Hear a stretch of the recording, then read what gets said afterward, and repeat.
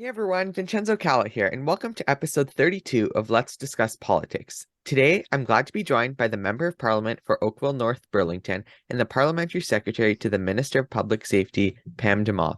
Thanks, Pam, for joining me today. Well, thank you for having me. Well, it's so great to have you, and let's get right into this interview. The first segment is called Pam's Story, where we'll talk a bit about who Pam is and her political history. So first off, can you tell me a bit about yourself, your story, and how you got your start in politics? Well, thanks for the question because I've sort of taken a roundabout route to get where I am right now.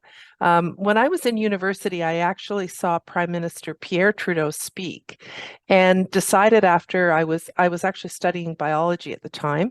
After I saw him speak at the University of Western Ontario, I went up to our Liberal candidate and asked if I could volunteer on his campaign. And one thing sort of led to another. I changed my major at university, and my first job after I graduated was actually working for the MP for London West, Jack Burkhardt. And I worked for him for 3 years, and then he was defeated in 1984 when there was a conservative sweep. And at the time, I had said to my family, "I'm never working in politics again." So lesson learned: never say never. But I just, I had worked for someone who didn't lose because he didn't do the job well or wasn't well liked. It was just, in the party system, sometimes good people lose their jobs from all parties.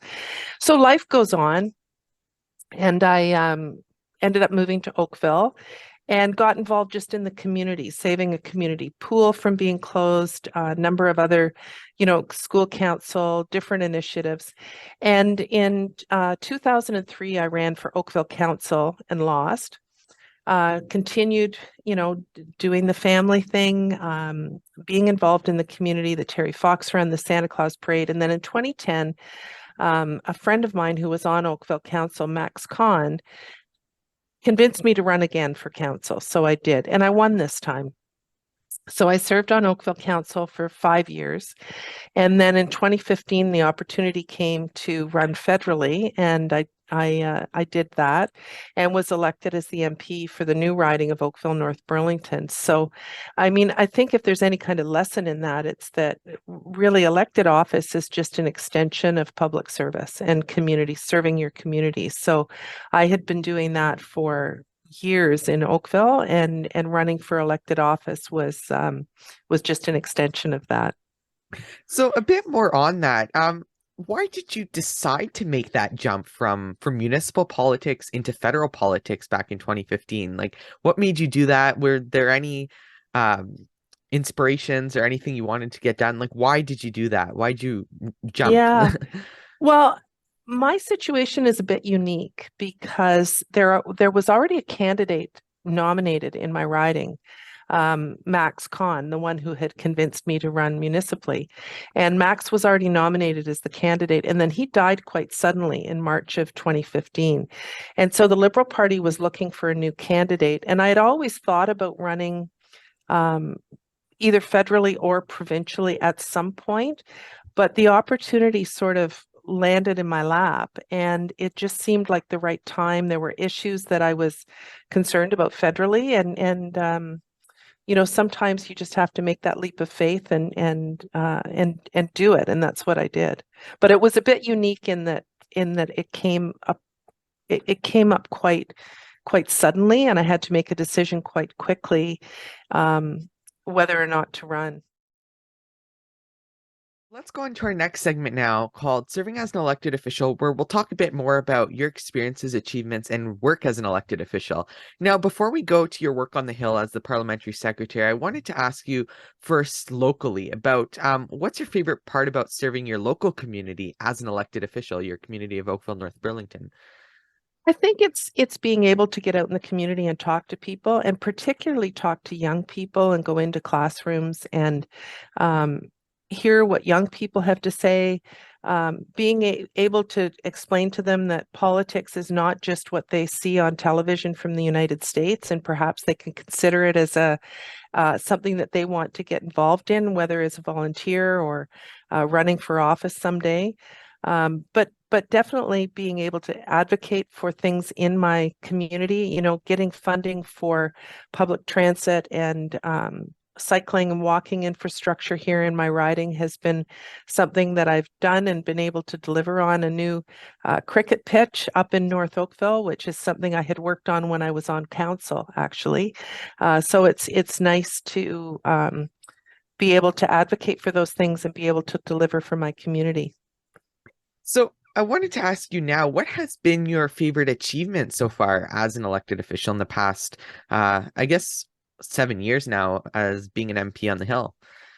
So I would have to say it was getting $150 million in funding for the Terry Fox Research Institute to develop the Marathon of Hope Cancer Center. So that was something that I've been involved in the Terry Fox Run here for probably 20 years, and I've been chair for 12 years now. But I was approached by the head of the Terry Fox Research Institute, Dr. Victor Ling, shortly after I was elected in April 2016, to say that we have the roadmap to cure cancer, but we need $150 million from the federal government. And I remember looking at Dr. Ling saying, "Oh, Dr. Ling, that won't be easy. That's a lot of money." And he said, "Yeah, but what Terry did wasn't easy either. But he tried, and we need to too."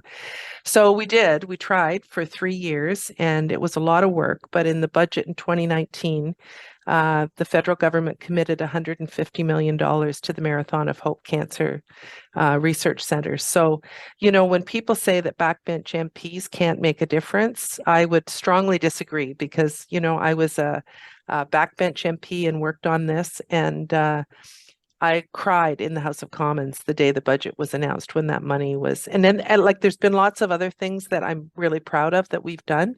But certainly that was one that I will never forget. And I know that it wouldn't have happened had I not been there. Well, definitely a great achievement there, and being able to serve people and get things done that are important to not just you, but important to so many Canadians is just so important. And before we go on to the next segment, I wanted to ask you a bit about your role as the Parliamentary Secretary. What has been sort of some of the biggest things you've been working on there recently in public safety as the Parliamentary Secretary? Yeah, public safety is a huge portfolio, as you probably know. So it includes the RCMP, CSIS, which is the Security and Intelligence Agency. It includes corrections, and of course, what we've been working on and has been in the news quite a bit lately is gun control and Bill C-21. So I would say over the last few months, certainly the Bill C-21 has occupied a great deal of my time. And I'm also on the Public Safety Committee. And so we're studying Bill C-21 right now, but we also, earlier in the session, we did a study on guns and gangs, which was unanimously adopted by the committee.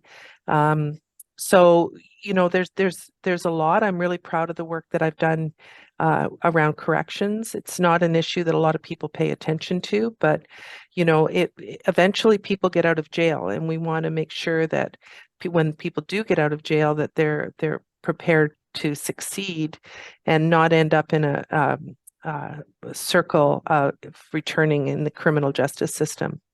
Well, that's definitely, both of those things have been very big in the news and big in conversations in Canadian politics recently, and lots of important work there for Canadians to pay attention to and see how it's going, because it impacts a lot of Canadians, whether it impacts you directly or people you may know. Let's go on to the next segment now, which is called The World of Politics Around Us, where we'll talk a bit about this world of politics that surrounds us. So first off, I wanted to ask you, who is or who was another politician that inspires you? Currently or Anybody over time, currently, multiple, doesn't matter. Over Well, time. you won't know who it is, but it certainly was Jack Burkhart, the MP that I worked for when I was just out of university, because Jack really he did it because he cared about people so deeply, and he wanted to make a difference for his community and for Canada. And I think, he certainly has been a role model for me in politics, and the way that he handled himself and his reasons for getting into politics in the first place. And finally, now I wanted to go on to the last question, which is what do you think is an issue that needs to be focused on more by yourself and your colleagues and by all decision makers on all levels? Oh, let's see. There's a few. Yeah, a few is fine. I do think that not enough people pay attention to rehabilitation. And I think it's something that previous governments have made such drastic cuts to because it's easy. Canadians don't get up in arms when you make cuts to corrections.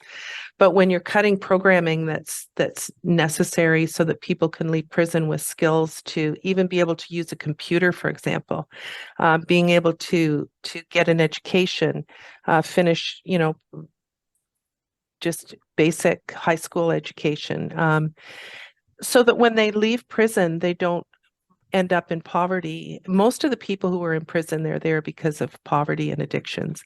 And the fastest growing prison population right now are Indigenous women who are usually there because of trauma, addictions, and poverty, not because, their life circumstances put them in a place where they have come in contact with the law. So I think we've made some positive changes around that, but I do think that people don't pay enough attention to that. And, when you send Indigenous women to prison, their children generally end up in foster care and they often end up in contact with the law as well. So you're creating generations of Indigenous peoples who end up in contact with the criminal justice system when we're sending women off to prison for what are often not violent crimes. They're crimes of poverty, whether it's drug trafficking or theft.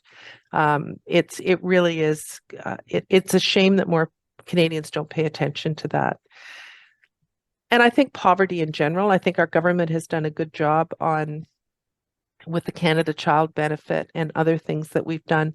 But there still is a segment of the population, those living with disabilities, for example, who live in poverty. And I personally am a proponent of a universal basic income or something that would allow people to live in dignity without relying on multiple government, provincial, and federal programs. That is all for today. Thank you, Pam, so much for joining me. You're welcome. This was great, and thank you for doing this. Well, it was so great having you. And if you liked my conversation with Pam today, you can go check out the other interview with Pam on Instagram for top 10. If you're watching this at the day of the premiere, it's going to be coming out on Friday. So to stay updated, follow me on Twitter, Facebook, Instagram, and TikTok at BC Productions 25. Check out my website, vincenzocalla.com, and make sure to like, subscribe, and choose to get notifications here on YouTube. Let's Discuss Politics is a VCalla production. So until the next video, I'm Vincenzo Calla, signing out.